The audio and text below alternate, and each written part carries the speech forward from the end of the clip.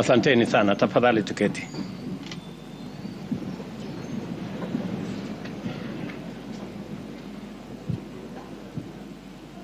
The Honorable Speakers of the National Assembly and Senate, Honorable Members of the National Assembly and Senate,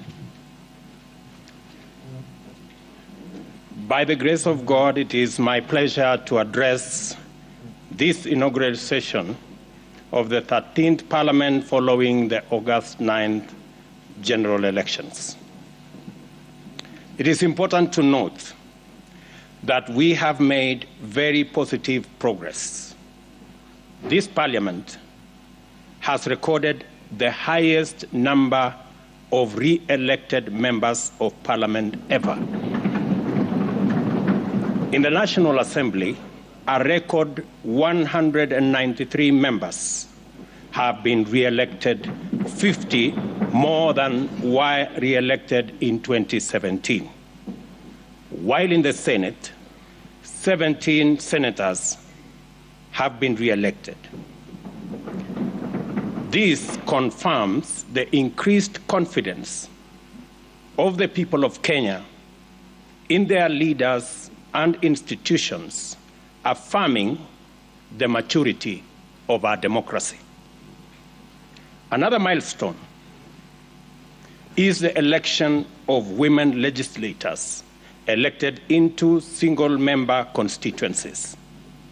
In this year's election, 29 women were elected members of the National Assembly, 6 more than were elected in 2017.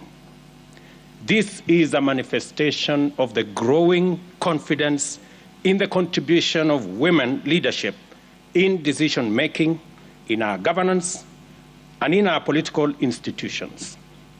I am certain that this positive trend will continue into the future. It is also instructive that the same confidence in Parliament has been shown in the executive. In 2013, the President was elected with at least 25% of voters in 30 counties, 34 counties in 2017, and 39 counties in the just concluded elections. Again, further demonstrating the deepening pluralism and inclusivity of our democracy.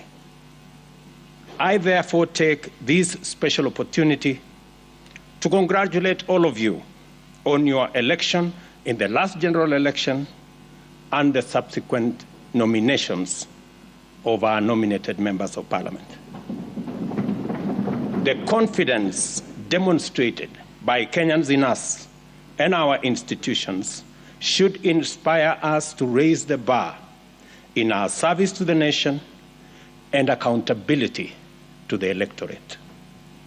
It is also my singular honor to congratulate our speakers, the Honorable Moses Wetangula and the Honorable Amason Kingi, for overwhelming confidence of members to preside over the respective houses of Parliament. I also congratulate members who have been elected to parliamentary leadership positions and wish each one of you wisdom, strength, and success in steering our legislative affairs. We gather here on the tranquil side of a competitive election where we all came to grips with the turbulent energies of political competition that characterize our uniquely Kenyan brand of democracy. It is true, this election was an intensely contested election. Nevertheless, that it was peaceful and democratic again confirms the coming of age of our democracy. I submit to you that the fact that the election was so close is an indication that what unites us is always much more greater than what divides us. With the support of Kenyans, we have dislodged ethnicity as the central organizing principle of our politics, thereby retiring for good the ethnic mobilization and personality cults, together with their culture and practices of exclusion, discrimination, patronage, tribalism, and nepotism. We took this assignment further with a paradigm shift of issue-based political leadership anchored in credible platforms, feasible programs, and transformative commitments aimed at positively affecting the well-being of all Kenyans from the bottom up. In summary,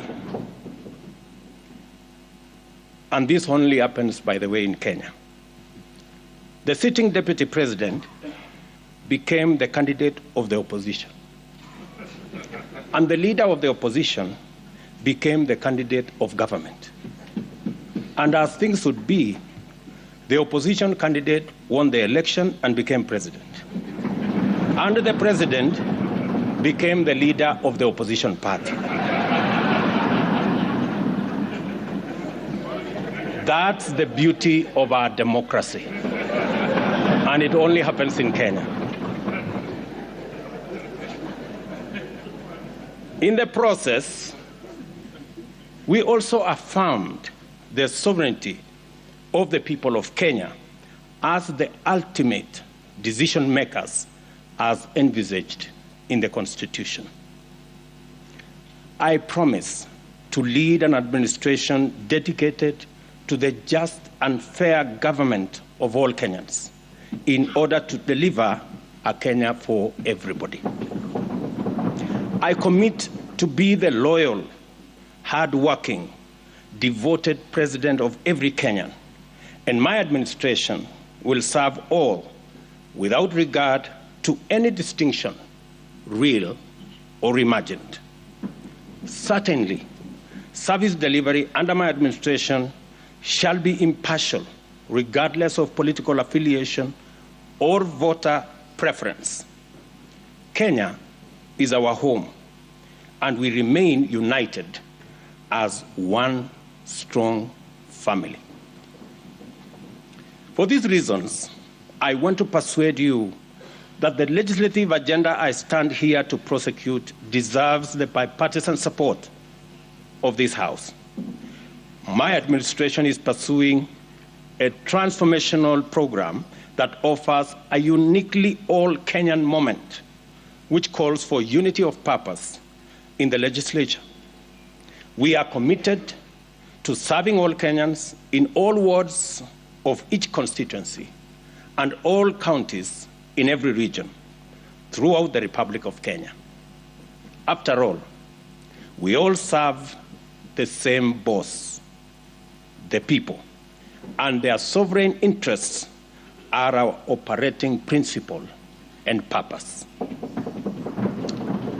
I will run an administration that is open, that is transparent, and my administration will rely on oversight from this House to make sure the public gets value for every cent invested in every policy, project, and program.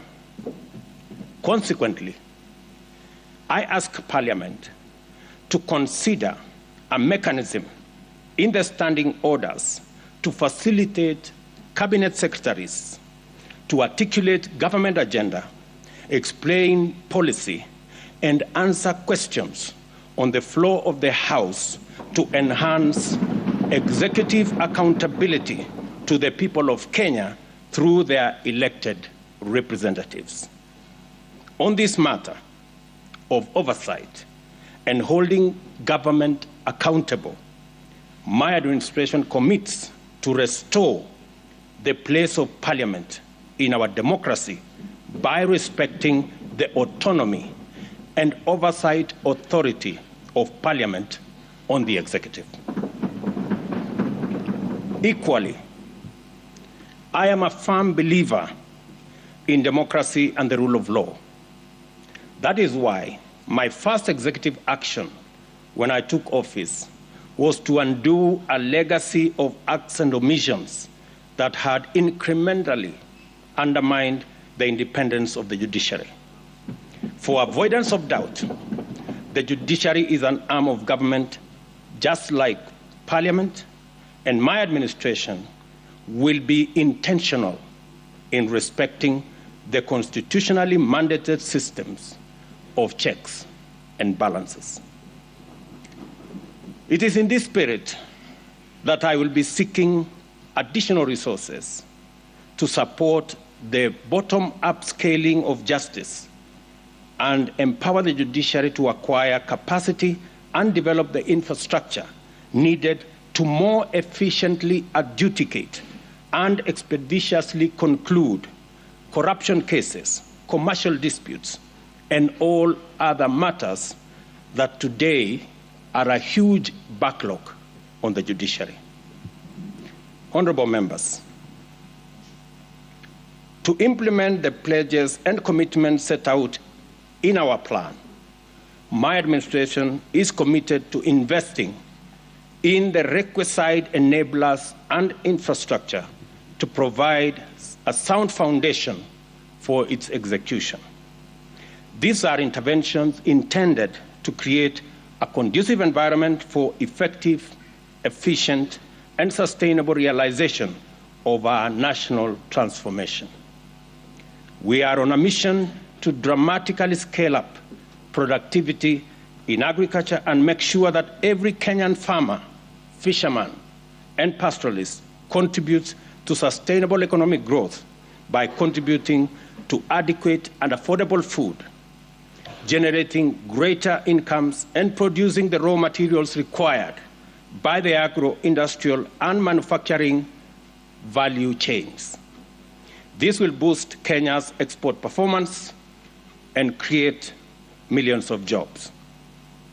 Consequently, we have been deliberate in our efforts to restore sanity and introduce greater responsibility in the management of public resources.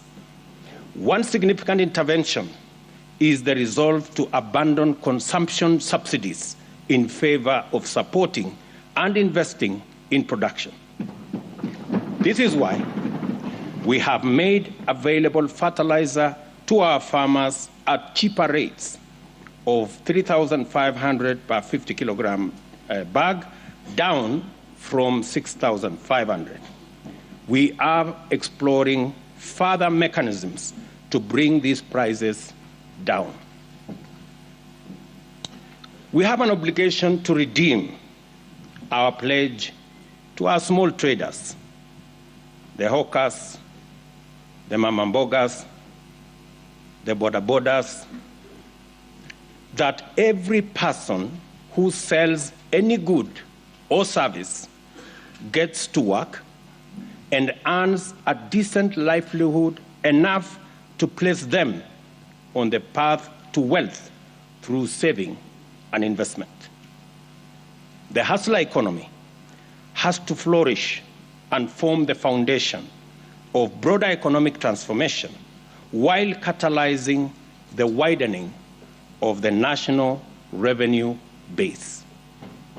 Our agenda here is to take necessary measures to create an enabling environment for business people to thrive and decriminalize enterprise. Affordable credit makes a huge difference in the rate of business growth. Access to affordable credit is like a magic formula. The current Credit Reference Bureau approach of blacklisting debtors is zero-sum, punitive, and has arbitrarily locked millions of business out of the credit system. It is time to shift the formula to a credit scoring system which allows lenders to apply customer segmentation and at the same time end the stigma of blacklisting. We have held productive conversations with operators of the Fuliza and M-Shwari platforms on the modalities of reducing their lending rates. I am happy to report today that yesterday, our engagement finally culminated in undertaking by the platform operators to reduce the cost of credit by 50%, and this is a significant step towards unlocking billions of shillings needed to spur economic activity by once again expanding financial inclusion. My administration will allocate resources every year to the Hustler Fund, from which micro, small, and medium enterprises can access affordable credit to start and expand their businesses. I promised yesterday that we will leverage on technology in the management and disbursement of these funds. And shortly, we will be bringing to this House the legislation and the regulatory framework to operationalize this fund. There is tremendous opportunity for this House to fully take up its role in resolving the systemic issues of limit to access affordable homes and affordable financing. This administration will unlock housing for the nation by doing a couple of interventions. Number one, we will work on the provision of land for affordable housing, both public and private. And number two, we will provide access to affordable and stable financing for those engaged in social, affordable housing across the country. These two measures will allow us to undertake mass housing production and thereby shape our approach to urban development and spatial planning, which, unlike before, will deliver sustainable and inclusive human settlement. I also wish to express our intention to bring to this House legislative proposals to provide a framework for a housing offtake plan, which will create incentives for developers to invest more money into our housing strategy and on the strength of guaranteed offtake of completed units. To actualize the enabling infrastructure, we intend to take the following steps. A public-private partnership funding framework is envisaged for large capital projects.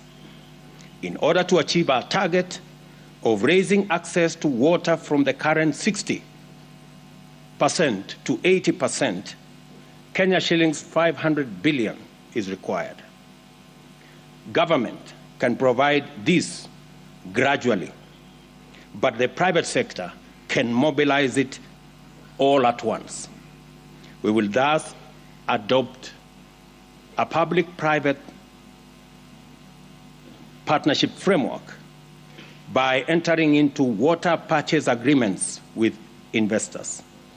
I have already instructed the PPP unit at Treasury to work on the regulations that will facilitate the mechanism like we have in our energy sector for investors to work with us on a formula under a water purchase agreement instrument. This way, we will achieve water for all in less than a decade. Concerning electricity, we shall facilitate the development of innovative and effective modalities to provide better off-grid systems, including enabling consumers to form small cooperatives for that purpose. And in health, we are bound by duty to take measures to make universal health coverage a reality and liberate Kenyans and their families from the threat of harrowing poverty that stalks them every time a family member falls seriously ill. In our plan, and through your support, we will restructure our primary health system so that we put more resources into promotive, preventive, and early diagnosis.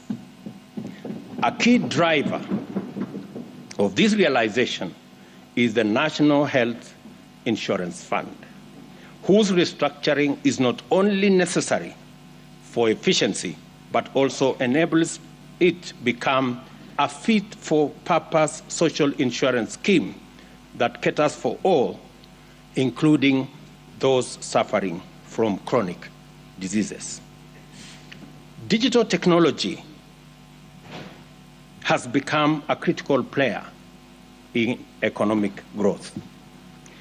We will capitalize on existing technology and innovation in the public and private sector to distribute the Hustler Fund as promised in our plan. I call upon financial institutions and our young people in innovation to participate in the digital economy by redesigning their products to serve the goal of empowering millions armed with grand ideas and are only waiting for the funds to finance their dreams to reality. Honorable speakers, honorable members, I have news, and it is not very good news. Our financial situation is not very good. For Kenya to grow to an upper income country, we need to invest at least 25% of our GDP. Our current national savings is below 10% of our GDP, which translates to an investment savings deficit of 15% of our GDP. Over the last decade, we have sought to close this gap with public borrowing. This year alone, we budgeted to borrow 900 billion to finance both development and recurrent expenditure. You're all aware that our total collection is 2.1 trillion, which is only enough to pay debt and to pay salaries. Everything else, we have to borrow. The government, members, should never borrow to finance recurrent expenditure. It is not right, it is not prudent, it is not sustainable, it is simply wrong. We must bring ourselves and our country to sanity. Over the next 3 years, we must reverse this and go back to the situation where government contributes to the national saving efforts by keeping recurrent expenditure below revenue. To this end, I have instructed Treasury to work with ministries to find at least 300 billion shillings in this year's budget so that we can remove it, because the market cannot sustain the kind of borrowing we are doing as government.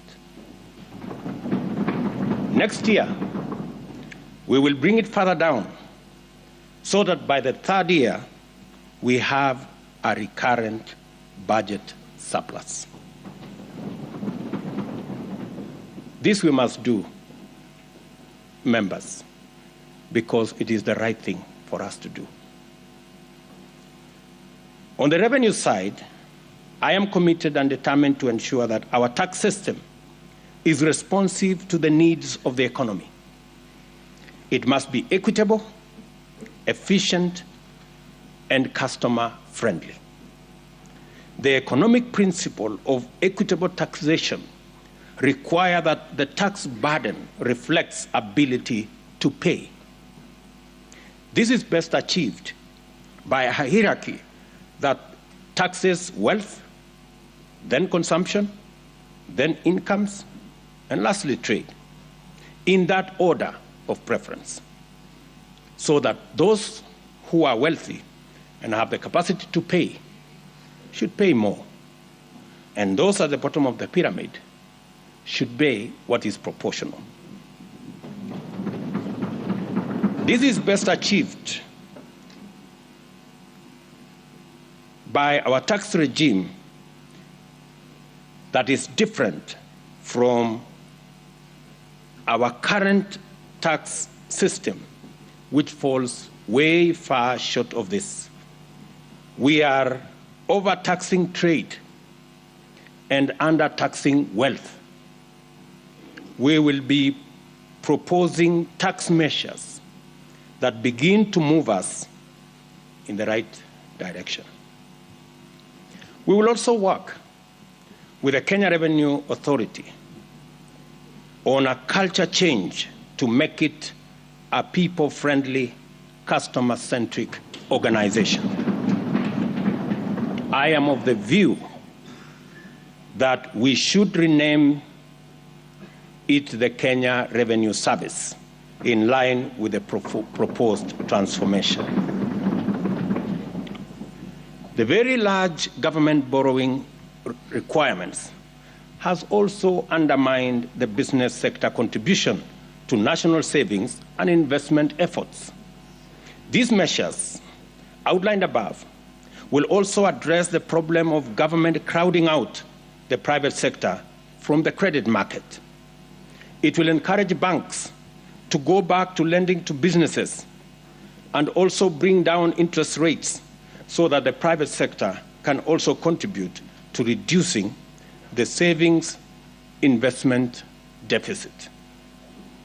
In many countries, social security, and particularly pension systems, contributes significantly to the national savings.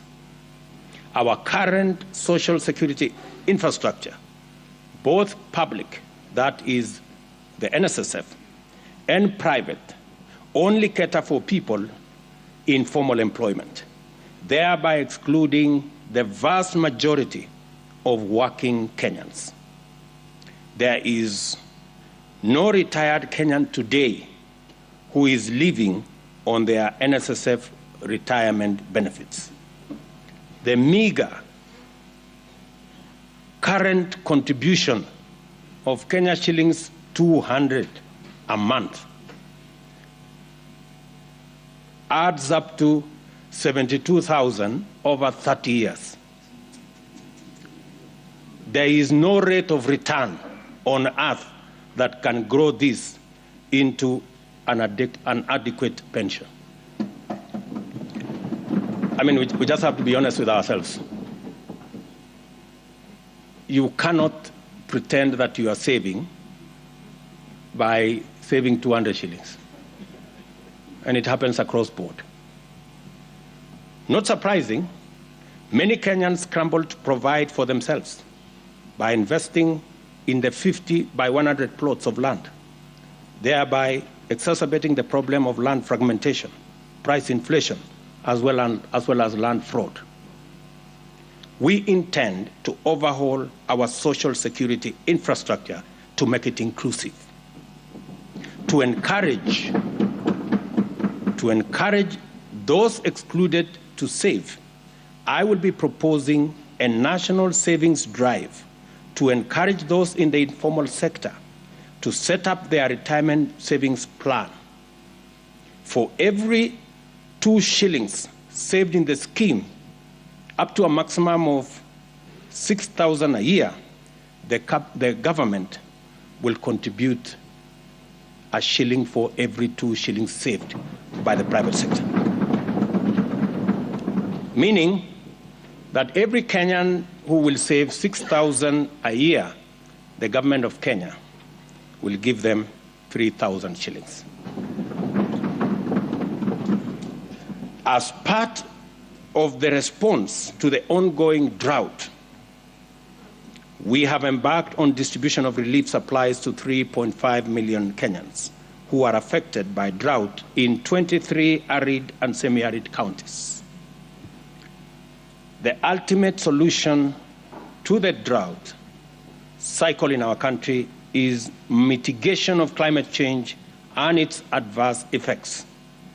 We must act urgently to keep global heating levels below 1.5 degrees centigrade, help those in need, promote the use of renewable energy, and thus end addiction to fossil fuels.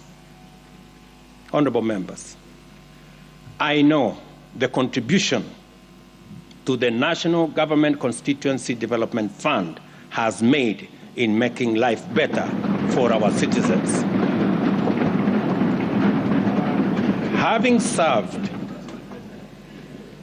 served in Parliament for 15 years, before and after the establishment of the National Government CDF, I know the difference it makes is monumental.